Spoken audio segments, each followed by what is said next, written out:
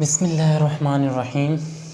आज के सेशन में हम बात करेंगे पल्सेस पैराडॉक्सिस के बारे में कि व्हाट इज़ पल्सेस पैराडॉक्सिस और व्हाट इज़ पैराडॉक्सिकल पल्स। तो इस पल्सेस पैराडॉक्सिस को समझने के लिए सबसे पहले हम बात करते हैं नॉर्मल फिजियोलॉजिकल प्रोसेस की। और वो नॉर्मल फिजियोलॉजिकल प्रोसेस क्या है कि during inspiration what is the normal physiological changes occur in systolic and diastolic blood pressure. For example,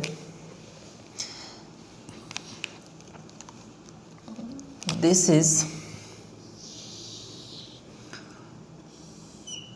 120 and this is 80 millimeter of mercury. Normally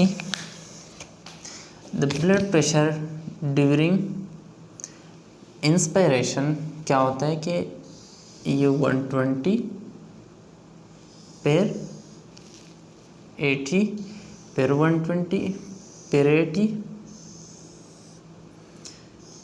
फिर 120 फिर 80 फिर 120 फिर 80 और फिर 120 फिर 80।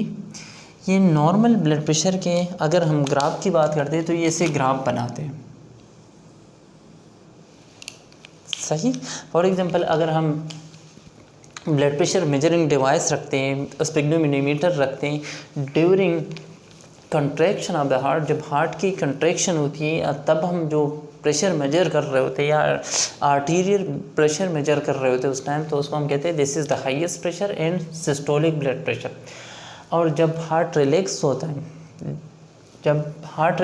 है, उस टाइम जो आर्टीरियल प्रेशर होता है उसको हम कहते हैं डायस्टोलिक ब्लड प्रेशर और डायस्टोलिक प्रेशर, और वो कितना होता है नॉर्मली 80। सो ये जो ग्राफ है 120 80 120 80 120 80 नॉर्मली ये होता है। लेकिन during inspiration systolic blood pressure के अंदर कुछ चेंजेस होती हैं। For example, during expiration this is systolic blood pressure जो कि 120, diastolic 80। During inspiration it become, graph ये है 120 तक नहीं है। For example this is 110 millimetre of mercury. Again फिर diastolic graph 80, again during expiration 120 and this is diastolic blood pressure to 80. Again during inspiration the systolic blood pressure become drop. Why? This is a normal mechanism. Let me explain first what is the normal physiological changes occur during inspiration. For example, this is a chest cavity.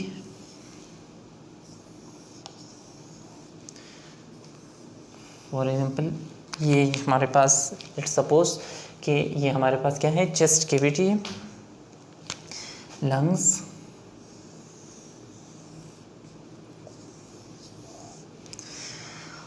And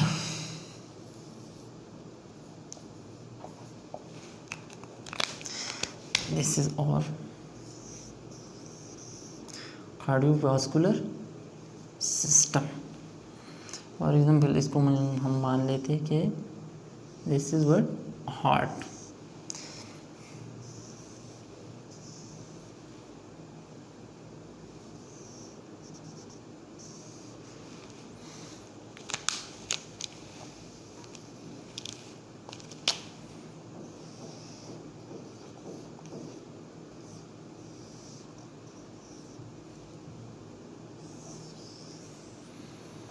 होता क्या है कि during inspiration normally diaphragm नीचे चला जाता है और हमारे जो लंग्स होते हैं वो एक्सपेंड हो जाते हैं, लंग्स एक्सपेंड हो जाते हैं और डायफ्राम नीचे चला जाता है। तो इंटरथोरासिक प्रेशर क्या हो जाते हैं, वो मोर नेगेटिव हो जाता है।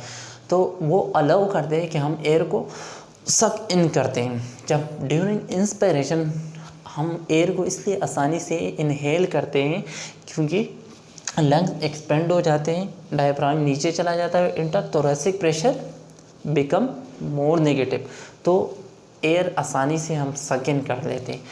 इस दौरान यहाँ के जो फ्लो ऑफ ब्लड है इंफीरियर और सुपीरियर वेना के toward the right side of the heart, ये क्या हो जाता है, इंक्रीज हो जाता है,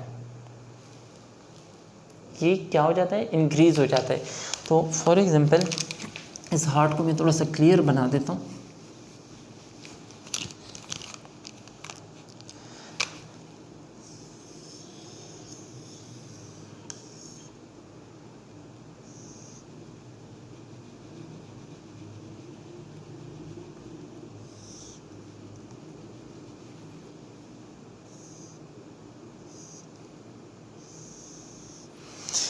नॉर्मली होता क्या है कि ड्यूरिंग इंस्पायरेशन ब्लड की फ्लो इंक्रीज हो जाती है toward the right ventricle. Right ventricle के अंदर जब ब्लड इंक्रीज हो जाता है डीऑक्सीजनेटेड ब्लड, तो इट्स ये क्या हो जाता है कि ये हर एक डायरेक्शन के अंदर अपने डायमीटर को बढ़ा देता है। यदि इस डायरेक्शन में भी ये थोड़ा सा इस डायरेक्शन में आ जाएगा, स्लाइटली इस डायरेक्शन में भी और स्लाइटली इस डायरेक्शन में भी toward the left side of the heart. Clear. इस दौरान जब राइट वेंट्रिकल इस लेफ्ट वेंट्रिकल को पुश कर देते हैं तो इसकी डायमीटर कम हो जाती है, यानी इसके अंदर ब्लड कम एकोमुलेट हो जाता है। अब इसके अंदर ब्लड कम होगा, ये ड्यूरिंग इंस्पायरेशन में बात कर रहा हूँ। ड्यूरिंग इंस्पायरेशन क्या होता है कि डायफ्राम नीचे चला जाता है, लंग्स एक्सपेंड हो जाते हैं, इंट्रोथोरेसिक प्रेशर मोर नेगेटिव हो जाता है, तो ब्लड जो यहाँ पे होता है सुपीरियर इंफीरियर वेना केवा के ज़रिए वो राइट वेंट्रिकल में ज़्यादा हो जाती है। तो ब्लड इंक्रीज़ होगा राइट वेंट्रिकल में, तो राइट वेंट्रिकल सारे डायरेक्शन में, ऑल डायरेक्शन में क्या करता है, it full the left the septum interventricular septum toward the left side of the heart. यानी ये वाला जो सेप्टम आपको नज़र आ रहा है ये क्या होता है, इस राइट वेंट्रिकल की ओवरफिलिंग की वजह से, नॉर्मल ओवरफिलिंग की वजह से ये toward the left side of the heart आ जाता है। तो इस वेंट्रिकल के पास जो ब्लड आ रहा है आर्टीरियल ब्लड, जो कि ये एजेक्ट कर रहा होगा टुवर्ड एओर्टा के अंदर, इसका स्पेस कम हो जाता है स्लाइटली, क्योंकि ये वाला ओवरफिल है, ये ओवरफिल की वजह से इसने इस मेम्ब्रेन को, इस सेप्टा को इसकी तरफ पुश किया है, तो इसके पास ब्लड कम आए। अब जब ये ब्लड इसके पास कम है तो हम सिंपली कहेंगे कि स्ट्रोक वॉल्यूम कम होगा। जब स्ट्रोक वॉल्यूम कम होगा तो हम कहेंगे कि कार्डिक आउटपुट कम होगा, और कार्डिक आउटपुट कम होगा तो सिस्टोलिक आर्टीरियल ब्लड प्रेशर क्या होगा, कम होगा। इसको हम कहते हैं this is physiological drop of systolic blood pressure during inspiration, and this is normal mechanism कि ड्यूरिंग इंस्पायरेशन के अंदर सिस्टोलिक ब्लड प्रेशर के अंदर during inspiration systolic blood pressure के अंदर 10 millimetre of mercury mmHg systolic blood pressure क्या होता है, ड्रॉप हो जाता है, डिक्रीज हो जाता है। अब आते हैं पल्सिस पैराडॉक्सिस के ऊपर कि व्हाट इज पल्सिस पैराडॉक्सिस और पैराडॉक्सिकल पल्स। बहुत आसान, when the systolic blood pressure during inspiration is decrease more than 10 millimeter of mercury, this is called what, pulses paradoxis. Let's suppose during inspiration my blood pressure is 130 millimeter of mercury during inspiration,